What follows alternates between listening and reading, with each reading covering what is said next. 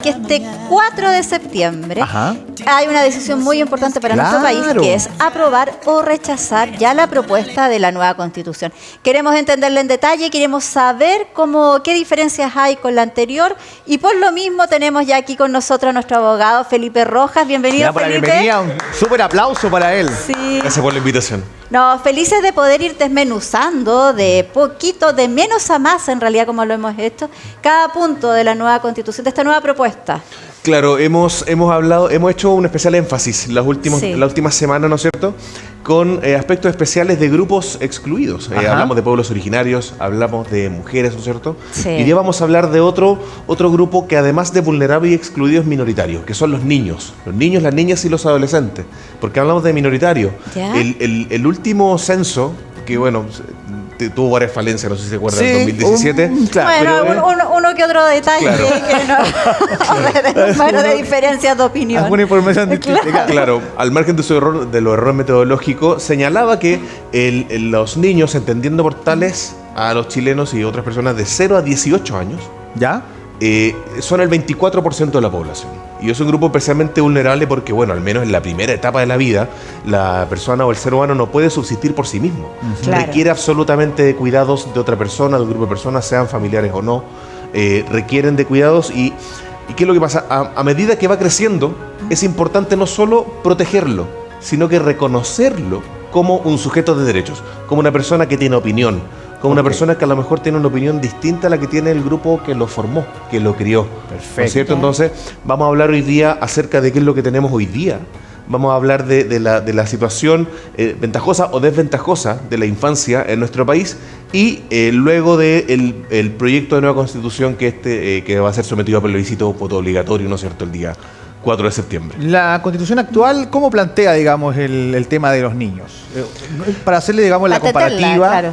Entre la que está ya y la que se propone. Claro, a ver, al día de hoy los derechos en la Constitución actual están en el artículo 19, que señala que las personas, no hace distinciones, dice que las personas tienen una serie de derechos, que contempla del 1 al 24, ¿no es cierto? Ya. Sin embargo, cuando señala que las personas tienen derecho, establece un estándar y no hace la diferencia necesaria con grupos que requieren de especial protección, como los niños, como las niñas, como los adolescentes. Okay. Y el problema es que les garantiza un estándar, les garantiza el derecho a acceder al plan de salud. La verdad, el niño depende de un grupo familiar. Claro. Entonces, el ejercicio de ese derecho, más bien en entredicho. Lo cierto es que al alero del proyecto de la Constitución actual, hay una serie de programas sociales que se han generado en los últimos 30 años. Lo cierto es que ya han beneficiado el piso, ya han aumentado el piso desde el cual los niños se desarrollan. El programa Chile Crece Contigo, los programas de Salacuna, ¿no es cierto?, la educación parvularia, la JUAR que entrega, ¿no es cierto?, el programa FONASA, los bonos PAD, que son estos pagos anticipados del parto, el que permite a muchas personas acceder a servicios de salud de mejor calidad, ¿no es cierto? Okay. Entonces, hay un piso que mejora, pero la pregunta es, ¿lo podemos seguir mejorando o no? Claro. Ya. Si podemos avanzar a la siguiente, por favor, que lo vamos a hacer así. Lo primero es lo que contábamos recién. La infancia es un grupo que requiere de protección especial. Grupo minoritario, 24% de la población. O sea, el restante 76% no es niño, no es niña, adolescente, es adulto o anciano, ¿no es cierto? Y es un sector vulnerable. Requieren de una especial protección, al menos hasta los 3 años. Sí. Requieren absolutamente de protección. O sea, mientras más pequeños. Sí, dependen o sea, dependemos de los mayores, Claro, digamos, cuando son... Claro, y entre los 3 y los 11, que ya es se entiende como una segunda infancia, el niño va adquiriendo mayor autonomía en las tomas de decisiones, y de los 11 en adelante hasta los 18, que es la adolescencia, ya es una persona que puede tomar decisiones y puede no colaborar exclusivamente en su subsistencia, lógico. Ok. Pero sí requiere en cualquier caso una mayor protección. Se establece que es de 0 hasta 18 años, por poner un número. Pero lo cierto es que hay personas niños, niñas y adolescentes que maduran antes de los 18. Ya, claro. Así como hay otras personas que no maduran a los 18 y todavía no maduramos, Y todavía digamos. Hay que decirlo. ni siquiera ahí. Y claro, pasa la vida, digamos, y ese momento no llega de la Nunca madurez, ¿no es llegó. cierto? Claro. Entonces se ponen los 18 años como una edad estándar a partir de la cual se genera. Ya. En cuanto a la situación actual, ¿por qué ponemos el año 1990? Porque es la fecha en la que Chile ratifica la Convención de los Derechos del Niño. Es este documento elaborado, ¿no es cierto?, en Naciones Unidas, donde establece un catálogo de derechos que los estados que suscriben esta convención se comprometen a reconocer, a proteger, a respetar. Perfecto. ¿Qué es lo que pasa? A partir de ese momento, la verdad es que los avances no han sido tantos, de acuerdo al estándar que propone la convención, que es un estándar alto. Y como un estándar alto de protección requiere de un enfoque presupuestario adicional que el Estado chileno en el año 90 evidentemente no tenía. Claro. O sea, obviamente nosotros todos queremos entregar todos los derechos que existan a todas las personas, pero tenemos que priorizar, ¿no es cierto? Porque los recursos económicos son limitados. Cuanto al desarrollo, lo cierto es que no hay un reconocimiento explícito y se genera la discusión, ¿el niño es objeto de protección o es sujeto de derechos? La diferencia es importante, porque cuando entendemos al niño como se entiende en la etapa previa a la Convención de los Derechos del Niño, como un objeto de protección, es una concepción que se denomina adultocéntrica, que significa nosotros los adultos que estudiamos del tema y que sabemos y que ya fuimos niños, sabemos que es lo mejor para los niños, sin los niños. Ya, la pregunta perfecto. es, ¿qué tan conveniente es tomar decisiones sin escucharlos, sin reconocerlos como sujetos de derecho, pero particularmente del derecho a ser oídos? El derecho a que su opinión sea escuchada y no como una mera formalidad, sino que el niño opine sobre lo que va a impactar en su desarrollo de vida y que se tomen decisiones correctas y que no sea una mera formalidad, sino que el niño fue escuchado en serio. En términos legales, ¿esto qué significa? Esto significa, por ejemplo, que se vincula con un principio que es la autonomía progresiva. Mientras mayor es el niño, más se toma en cuenta su decisión a la hora de seleccionar aquellos aspectos que influyen en su vida. Por ejemplo, un caso concreto. Mientras mayor es el niño, menos intervención tiene la decisión de un juez, por ejemplo, para decidir con quién vive él. Claro. Por ahí se dice, hay un mito que dice, no, la verdad es que desde los 14 años, el niño, la niña o el adolescente ya puede decidir con quién vive. Ajá. La verdad es que no hay ninguna ley que diga que desde los 14 años puede hacer eso. Se dice que desde los 14, porque a esa edad uno ya entiende que es una persona que ya tiene un grado de madurez mínimo, estándar, con el que ya puede decidir qué va a pasar con su vida. Y otra persona no se lo puede impedir, porque ya lo puede decidir. Y lo escuchamos. Esa es una aplicación concreta. Esa es la situación actual. Hay muchos aún elementos en nuestra sociedad, bajo el modelo de la Constitución actual, en las que a los niños se les reconoce como objeto de protección y no como sujetos de derecho. Y lo cierto es que si queremos adecuar de verdad nuestra legislación interna a la Convención de Derechos del Niño, que aprobamos hace 30 años, lo cierto es que debemos avanzar hacia el reconocimiento de los niños como sujetos de derecho. ¿Y qué significa esto? Es un reconocimiento integral. No es una declaración de intenciones, sino que tenemos que aterrizarlo en el terreno concreto. Esto significa, por ejemplo, dotar de mayores recursos a aquellas instituciones que velan por la protección de niños especialmente desvalidos, como el Servicio Nacional de la Niñez, que ex Sename, ¿no es cierto? Claro. Sí. Con todos los problemas que tenía. No sé si lo, Sí, y aún. lo recordamos, ¿no es claro. cierto? Hay muchas realidades y muchos niños y niñas que no tenían nada mejor que el Sename para sus vidas. O sea, con todo lo malo que es el Sename. Era lo único bueno. Sí. Porque la alternativa al Sename era la calle. La calle para un niño, ¿no es cierto? Entonces, lo cierto es, tenemos que aumentar los recursos. Sí, claro que hay que aumentar los recursos. Claro que hay que aumentar la mayor protección de los niños, pero también hay que hacerlos parte de las decisiones. ¿Qué opinan los niños respecto a esto? ¿Perdemos tiempo acaso si hacemos partícipes a los niños en la toma de decisiones que los afectan? Lo cierto es que no. Porque a diferencia de nosotros, que ya tenemos sesgos y ya nuestra experiencia para bien y para mal nos desvía hacia una u otra línea de opinión, Claro. aquello no ha pasado todavía en los niños. Tal vez sea bueno escucharlos y saber qué es lo que opinan, particularmente si la decisión los va a afectar a ellos. ¿Ya? ¿Podemos pasar a la siguiente, por favor? Bueno, acá un principal modificación que propone el proyecto de la nueva Constitución. Es esta institución que ya existe, que es la Defensoría de la Niñez, ¿no es cierto? Se le otorga rango constitucional. ¿Qué quiere decir esto? Se le otorga financiamiento propio, va a tener una autonomía y no va a estar sujeto a la dirección del gobierno de turno, sino que va a ser un órgano encargado específicamente de difundir los derechos de los niños, de protegerlos y de promover los derechos de los niños. Esto es una cultura de educación de los derechos. Esto lo plantea la propuesta de nueva Constitución, ¿no? O sea, esto es lo que estamos viendo ahora, que lo que tú explicas está contenido en la propuesta. Exactamente, y es un enfoque concreto en cuanto a que la forma y la solución y una forma concreta de avanzar hacia el desarrollo es invertir en educación. Voy a poner un ejemplo. Hace 40 años atrás, Chile tenía el doble de Producto Interno Bruto que un país llamado Singapur, en Asia. Chile tenía $4.000 per cápita y Singapur tenía $2.000 per cápita. El doble. A partir de ese momento, Chile no invirtió en educación lo que invirtió Singapur, en sus niños, en su infancia. ¿Y qué pasó? Que hoy día Chile tiene aproximadamente $20.000, $23.000 de per cápita, de ingreso per cápita, y Singapur tiene $70.000.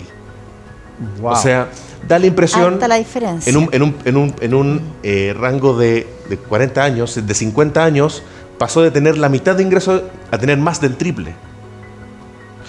Y eso reflejado a la importancia que le dan, digamos, a la defensoría, digamos, de los niños. A la educación, y a la protección real de los derechos de la infancia. Porque en definitiva, cuando la infancia es educada en sus derechos, lo cierto es que va a poder enfrentar la vida de una mejor forma.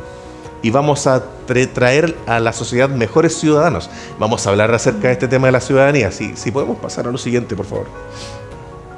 Mira, la verdad es que es bien, no controversial el tema, pero puede generar distintas opiniones, sí, claro, en términos de qué grado de decisión van a poder tener los niños, en términos prácticos. Pero ya el reconocimiento es importante. Pasemos nomás a la otra para que sigamos avanzando. A la otra lámina que tenemos. Porque la verdad, bueno, tú decías que va a poder decidir un niño respecto a con qué padres quedarse. Vamos a ir viendo distintos ejemplos prácticos también. Acá seguimos. Claro, se trata de que... Lo cierto es que, a ver, cuando se decide, por ejemplo, yéndonos a ese ejemplo concreto de con quién vive un niño, pongamos de 12 años, lo cierto es que su opinión es un elemento, una pieza del puzzle, que mientras mayor es el niño, más grande es la pieza del puzzle. Es más determinante. Pesa más. Claro, porque por ejemplo, si el niño quiere irse a vivir con su padre, pero el padre tiene algún conflicto anterior o sabemos que a lo mejor no tiene un buen vivir, ojo, respetamos tu opinión, pero en ese ejemplo cruzan la opinión con otros derechos. O sea, tenemos que protegerlo de todas formas. No podemos decir que sí porque sí a la opinión que tenga. También es guiarlo. Perfecto, yo creo que ese es un gran temor que podrían hacer. Claro, y quedó aclarado. Sí. La manifestación concreta y el respeto por la Convención de los Derechos del Niño, que si bien está aprobada por Chile, está ratificada por Chile, vigente hace más de 30 años, sí está ahí y en muchos aspectos hoy día es una declaración de intenciones. No tiene el reconocimiento que merece y la aplicación que necesita en nuestro país para beneficiar a la infancia. 4 elementos, por mencionar los más importantes. Interés superior del niño. ¿Qué significa el interés superior del niño? En aquellas decisiones que se tomen que impacten a los niños, tenemos que pensar cuál es su interés superior. ¿Cuál es la decisión que más los beneficia? Muy bien. Por tanto, tenemos que las decisiones que afecten a la infancia, no solamente de educación, de la vida, sino que en materia de salud, en materia de respeto a su identidad, ¿cuál es la que mejor lo beneficia? En segundo, también está el derecho a ser oído. El derecho a ser oído, que es lo que hablábamos recién, no implica solamente venir y escucharlo. Implica otras dos cosas. Implica también tomarlo de verdad en cuenta y que él sepa que esto está, que las decisiones que se toman lo benefician o lo impactan, o sea, cual fuera la decisión que se tome, se tuvo en consideración. Ejemplo, el derecho a ser oído tiene algunas manifestaciones judiciales. Por ejemplo, el derecho del niño a ser escuchado por un tribunal, en una audiencia en la que nadie más participa y de la que no se graba. Está el niño, el juez y un funcionario, nadie más. Está también, por ejemplo, en el deber que tienen algunos tribunales penales cuando hay delitos, por ejemplo, sexuales que se cometen contra niños. Los tribunales tienen el deber de comunicar la sentencia o la decisión del caso en un lenguaje comprensible a los niños. Ah, perfecto. ¿Qué es lo que ha pasado en algunas oportunidades en nuestro país? Algunos tribunales son más bien reticentes a realizar esto, pero lo cierto es que no es una exquisitez, sino que están cumpliendo el derecho a ser oído, que implica o cuya manifestación es también la comunicación de decisiones judiciales. Vamos a condenar a esta persona y esta persona nunca más se va a acercar a ti, por ejemplo. Claro. La persona que te hizo daño. O sea, de manera didáctica él puede entender la sentencia y así como un niño, digamos, puede entender lo que pasó y lo que va a pasar, digamos, y que se sienta como protegido y todo, ¿no? O sea, que por ahí va un poco de eso se trata. Se trata también de respetar la igualdad de los niños. No todos los niños parten desde el mismo lugar en la vida. Por tanto, no todos requieren de la misma ayuda y de la misma protección. Claro. Hay niños que dentro de su núcleo familiar tienen una protección suficiente para que ellos se puedan desarrollar, pero eso no es la realidad de todos los niños de este país. Claro que sí. Hay millones de niños vulnerables que requieren de protección estatal, por supuesto que sí. Mayor ¿cierto? Entonces se trata de aquello. Y finalmente la no discriminación. No discriminación en torno, no solamente el hecho de ser niño, en muchas cosas, como se les excluye de las decisiones, son discriminados. Ya, claro. Ya hay una discriminación solo por el hecho de ser niños. Exactamente, pero también hay discriminaciones, por ejemplo, a las niñas. Que se manifiesta, por ejemplo, en las cargas de salud de las ISAPRES. Sí. No pagan lo mismo la carga de salud niño que la carga de salud niña. Y cuando es adolescente tampoco es lo mismo, y cuando es adulta peor aún. Sí, claro. Sí. ¿No es cierto? Entonces hay discriminaciones que se manifiestan. Y hay un principio de no discriminación. Eso está claro, eso está escrito en la Convención y tenemos como sociedad que avanzar en ese sentido. Esa es la vía, esa es la forma, está escrito. Es solo cuestión de voluntades políticas.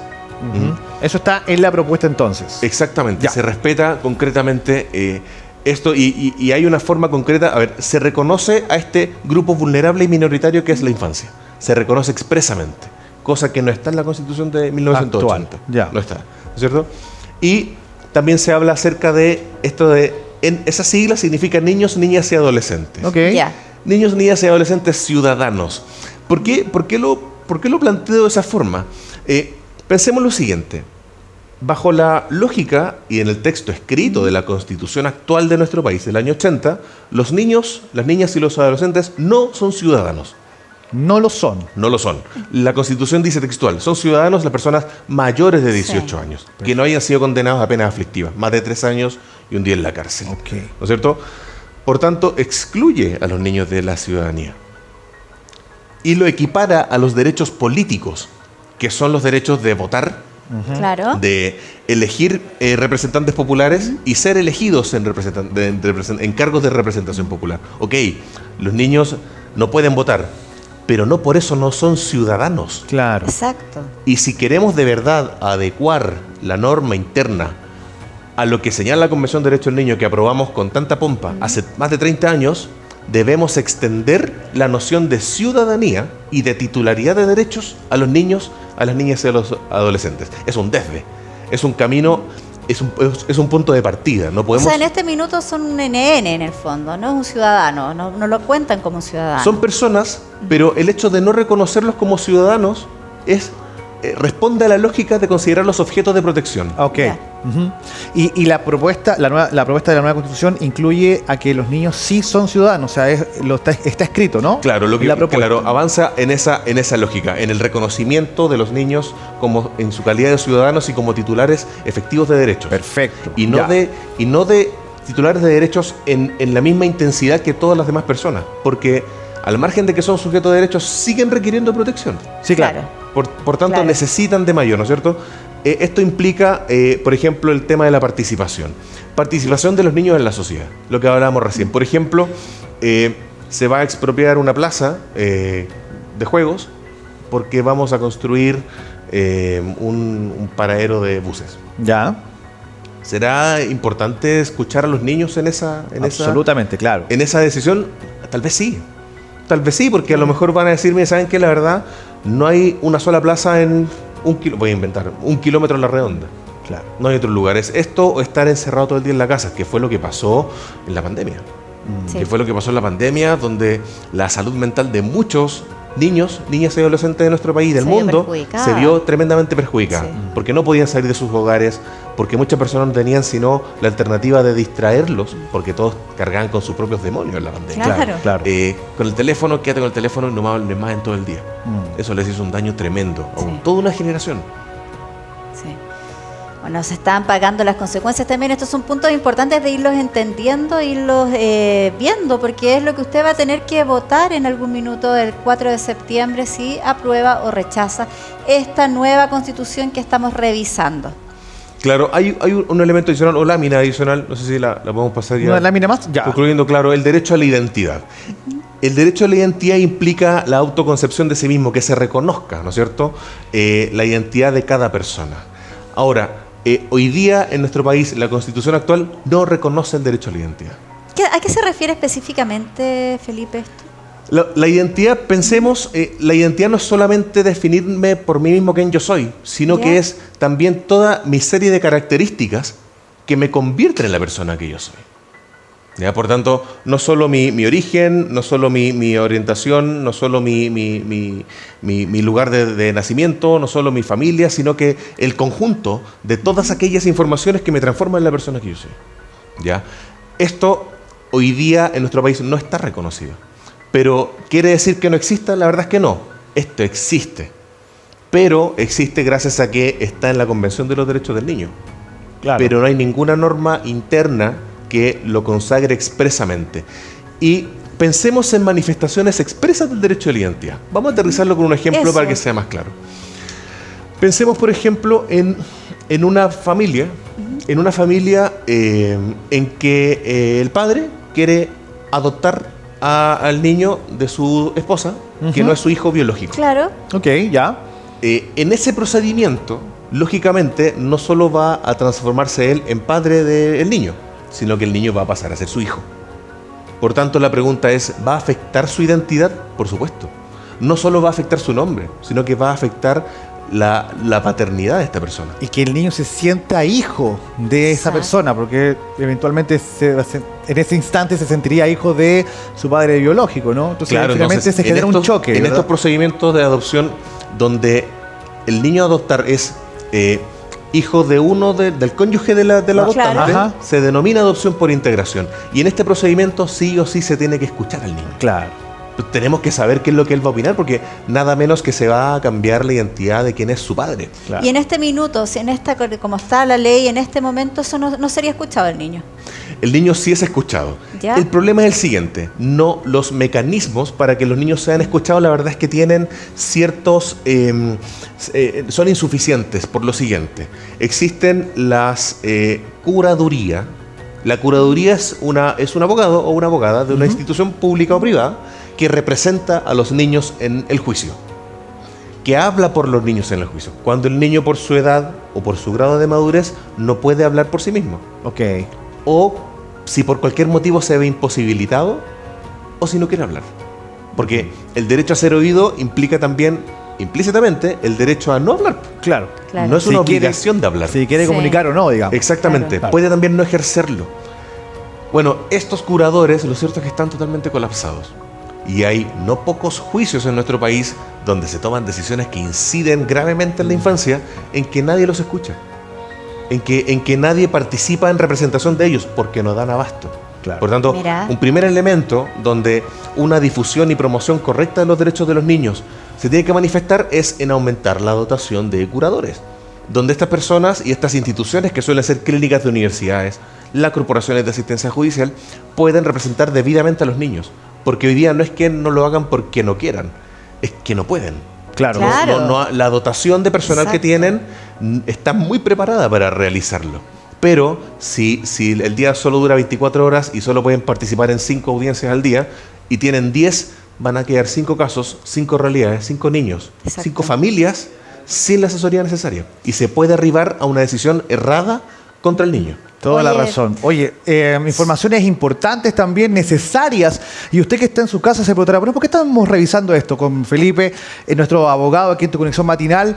Porque esto y otros temas son importantísimos para que usted el 4 de septiembre vote informado, que es lo que queremos, le hemos estado diciendo toda esta semana. Bueno, en realidad todo este mes que queremos que usted vaya y sea cual sea la inclinación, apruebo o rechazo, lo haga informado. Te queremos agradecer, Felipe, por tu presencia. Muchísimas gracias. Gracias a usted por la invitación, que esté muy bien. Y te pueden encontrar también en www.problemas.cl a todos quienes necesiten del apoyo jurídico. Gracias, Felipe. Gracias por estar con nosotros. Nos encontramos la próxima semana nosotros.